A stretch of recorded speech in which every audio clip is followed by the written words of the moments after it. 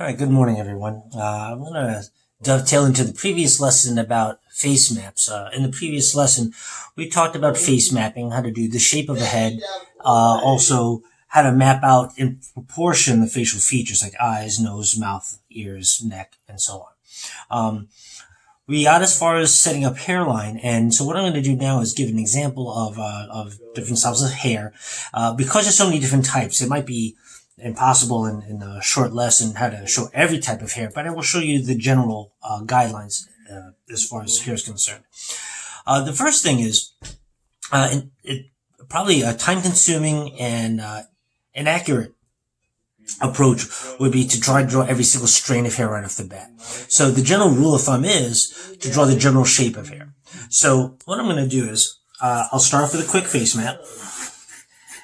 And I'm going to pick a hairstyle at random. I'm going to... Actually, let me set up the hairline. So I'll have the hairline, but it's kind of bent staple shape. And I'm going to set up something, let's say an afro. So when I say the general rule is draw the shape of the hair, instead of drawing every single strand, I will draw the general size or shape of the hair on top.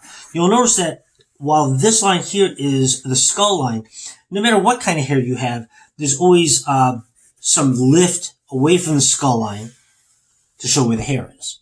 And even if the hair is matted against the head because it's wet, I'll see some rise off of that skull line as well. So this is going to be the size of my afro.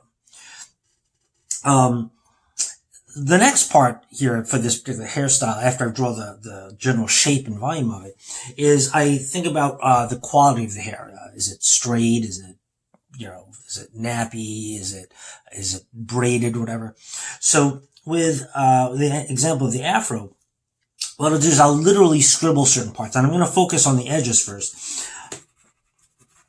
And when I do this scribbling technique, it's not just a complete random scribble. I'm going along the edge, and I'm breaking along the border of that line I previously drew slightly. But the important thing is that when I scribble, I make sure that I'm scribbling over itself and overlapping itself at least once or twice, instead of just doing a scribble like this. To show the texture of the hair, I will just simply scribble over that edge. When I focus on this hairline, I will also now do that scribble some as well. So I'm setting up the generalized texture of things. So when I start doing the actual filling of the volume here, what I'm going to do here in this case is I'm going to continue that scribble along the hairline. I'm going to keep it more intense and dense near that hairline. As I gradually get away from the hairline, I will make the scribbling perhaps less intense and less dense. I will not overlap it quite as much. And I'll do this relatively quickly, so you can kind of see. Obviously, the more overlapping you have, the more credible the afro becomes because you want to show the overlapping of each strand of hair. I can also lighten up my pressure on the pencil as I go towards the edges. And you'll see why that is in a minute. I'll make it, again, more intense near that hairline.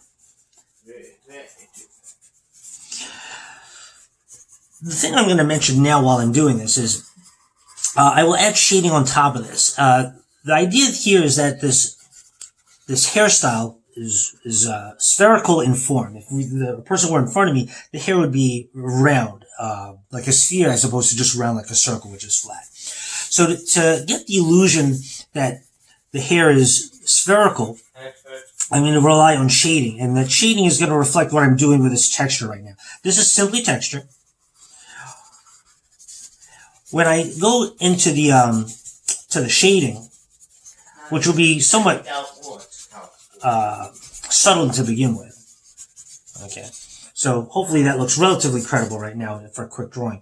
When I shade, I'm going to be darker near the hairline, and as I get closer to the edges of the hair, I will gradually get lighter and lighter and maybe even fade to white. So I'm going to rotate this again. And again, this is just a quick example. In a real drawing, I might take a little bit more time doing this, but this is generally the technique I use. And so I'm showing you abbreviated ways to draw so you get a higher field goal percentage of success without getting frustrated.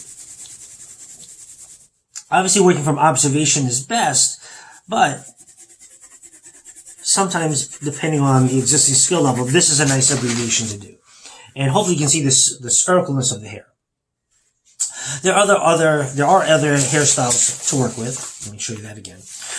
For example, on this one, I'll give a slightly different hairline. And I might go for a long straight hair. I might decide where the part is. Maybe the part's in the middle.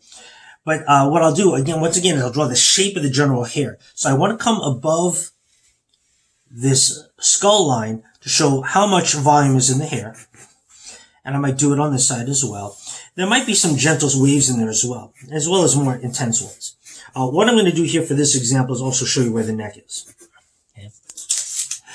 So once I establish the general shape of the hair, and I might even have some of the hair cut in front of the forehead, so there's a bit of a wave there, I can start now by drawing the strands of hair. Now what I'm going to do, I'm going to start at the part, and I'm going to draw a series of lines, some long, some short, but they're all very close to one another. And they show the general direction of the hair. What I'm going to do is skip a space. I can kind of decide on how much space I want to leave. And then continue that. Some more lines that are some long, some short, but they are all very close to one another. Some of them might even cross this gap. And I might continue that trend going down, maybe a large blank spot. And then pick up, again, that continuation of hair, some long, some short, but very packed close to one another. The implication is that these are not bald spots, but rather shine from the hair, because everyone's hair has a natural bit of oil in it and will show the reflection of light in the hair. So now we'll just repeat the process for the other side. And again, I will go in the direction of the hair that I'd like to emulate. But again, lines long, short, mixed up, randomized, but leaving a bit of a gap to imply the shine on the hair. What happens sometimes in long hair, actually often in long hair, is that you'll have this space, this apparent space between what's happening in the hair in the front and the head. And really that's merely a cave full of hair. So I can color this in pretty dark. If I want, I can add additional texture in there. And again, I might randomize the direction that the hair goes in, depending on the direction of the hair. But in general, it's going to be darker there because it gets less light. If I do that on the other side, you might see some hair coming in this way. Maybe it runs into her shoulders, or more accurately, her trapezius muscles.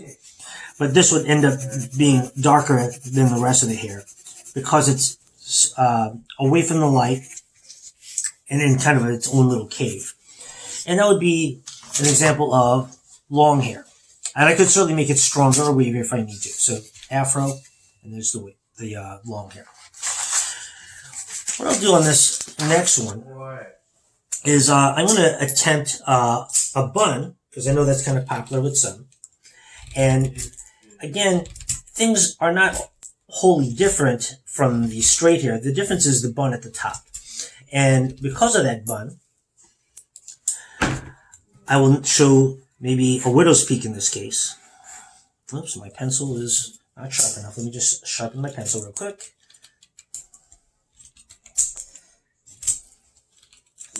And I'll show this widow peak. I'll show maybe a little bit of the hair popping off of the skull line.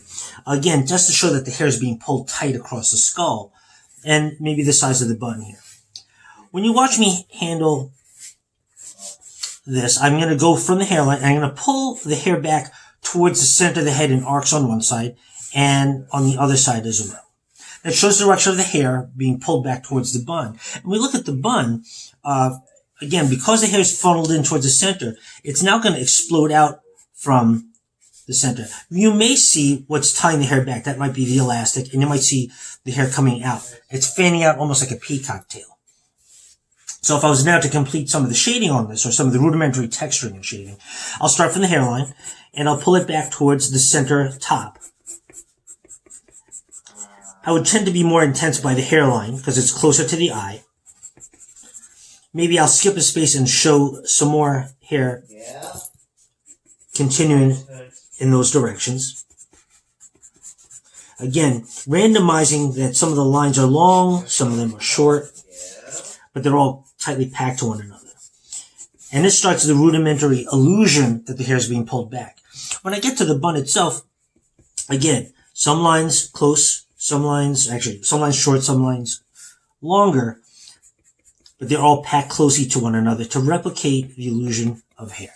I can also come from the edges and back in towards that fanning out. The point of origin of the fan, I can make some of the hair on the edges go towards the center of that, and density will be up to me or you, like so.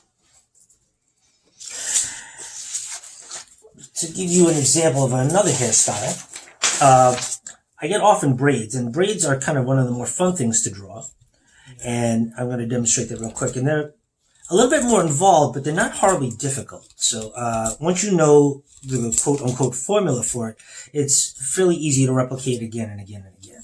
So here, rudimentary hairline. When I start a braid, I'll start off with 2 lines. The distance between those lines is the width of the braid. So that's one braid. And I will connect the braid with an arc. That's to show that the thickness of the braid is being pulled around towards the back of the head.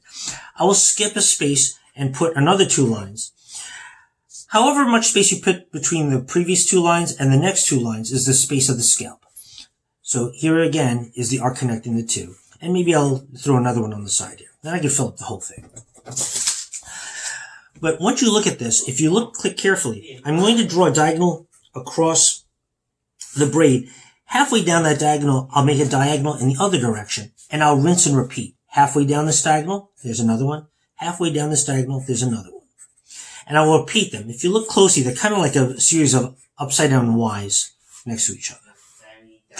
If I'm looking to put the texture in this, I'm going to kind of repeat the same thing I did with the other previous hairstyles, where I'm putting a bunch of lines close to one another.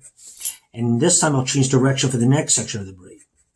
Yeah. And then I'll return to the original direction, some long, some short, with leaving that white space in between for the shine. And so on and so forth. And if I repeat the process for each successive braid, it helps complete the illusion a bit more. Again, I'm going quick for the sake of the demonstration, but I believe you should be getting the general feel for this technique. The spaces in between, like I mentioned before, are the scalp, and generally folks who get braids done, the hair is pulled so tight it hurts. So what you might see is the hair being pulled into those braids, shown by these slight curves leading off the side of each braid. So that way, when people look at it, they can get the illusion that the hair is being pulled from the scalp into these large masses that become your braids. And then again, of course, I can complete the entire hairstyle.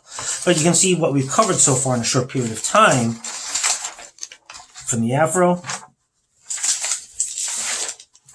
to the long hair, to the bun, to the beginning of braids. What I'm going to do as another example, as I get asked often a lot, is how do I do curly hair? And it depends on the level of curl. I'm going to do something very much related to the straighter hair. And so again, I'll start off with a hairline. Again, I'll start off with a part. Maybe I'll put the part off to one side. And this time I'll show the hair a bit curvier and wavier. And there's my part that established. And I can decide how much the hair covers the face, which I will a little bit. Maybe I'll cover the face on this side. When I think of this, I'm not going to start with the texture quite yet. What I'll do is I'll start breaking down the hair into sections of curves. If you look at each individual section, oddly enough, they kind of resemble slugs, actually, where they start skinny, they get wider, and get skinny again. If I do this other side, right now it kind of looks like a hot mess, but this is literally what I do in my own drawings. And now we'll start with a part where the lines are close, they're tightly packed, some long, some short, and I'll go to the other end of that so-called slug shape. And again, the length of those lines should vary. And then I'll go to the other side. Maybe I'll start putting these lines in down here. But there's some other dimensions to this that happen because of the nature of the hair that I'm going to show. And I want you to think of hair like this, almost like ribbons, that the ribbon can twist in space. So, as an example, let me just get a little further into this so you can see the general illusion happening. That's my son Joshua here. The hair can do stuff like this where it twists, where it crosses itself, and you can still do that same clustering of lines there to show the twist in the hair. Here's the neck. And again, that just adds to the illusion that the hair can twist in space, much like a ribbon. You may actually show some individual hairs coming off the sides of the hair. Yes. And you can certainly add more hair as you go along to add additional volume. And like we talked about with the previous long hair, this inside part closer to the neck might be literally a cave of hair to be in shadow.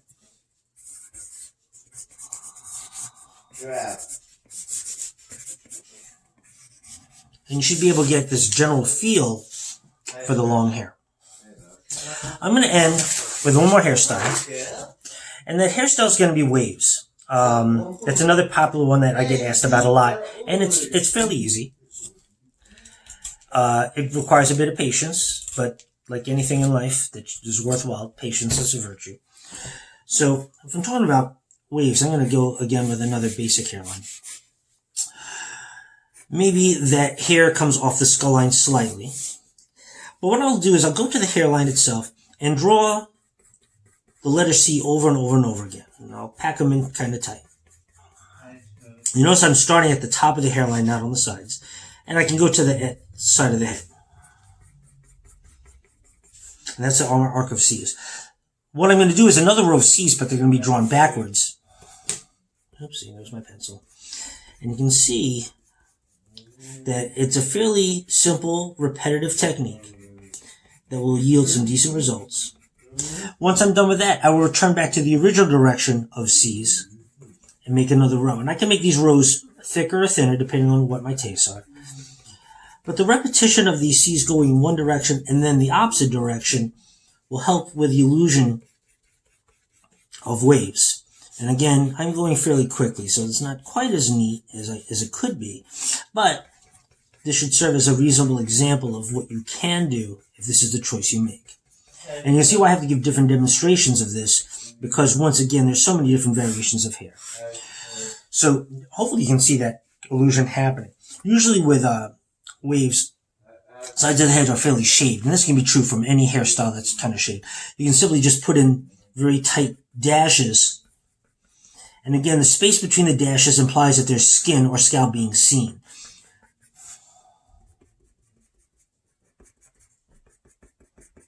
And again, I can change the direction of those slashes if I think that looks better.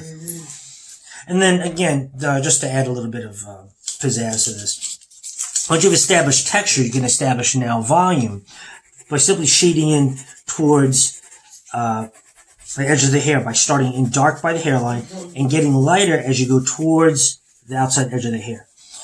That will add to this spherical illusion of the head, and it won't look quite as flat.